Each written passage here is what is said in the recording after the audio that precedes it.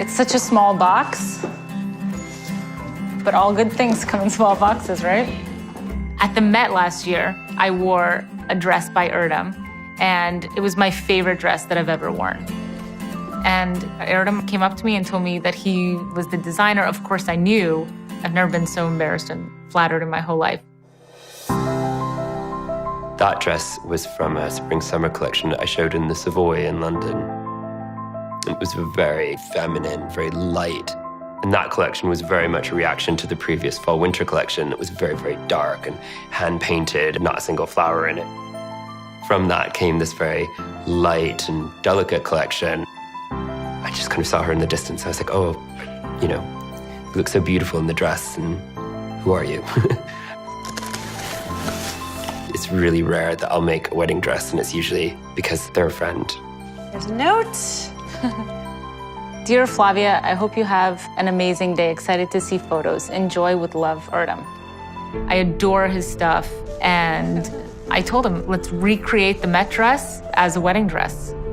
She knew exactly what she wanted, and she marched her own drum in the sense that she chose something that was not traditional. I think she has a very individual style, also just so relaxed, and I think that's such an important thing. You know, how nice to just be able to enjoy the whole process and every part of the process. It was a light lace, which was great because I was concerned about the weather. I thought it was going to be really hot. It was long to the ground, but it had a slip that was short. So you could kind of see my legs in between the slip.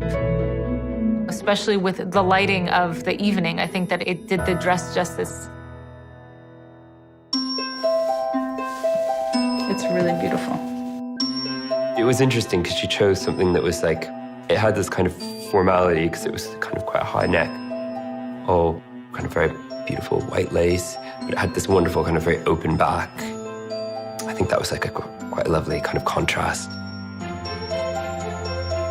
I think as a designer, I've always been very interested in what the codes of femininity are.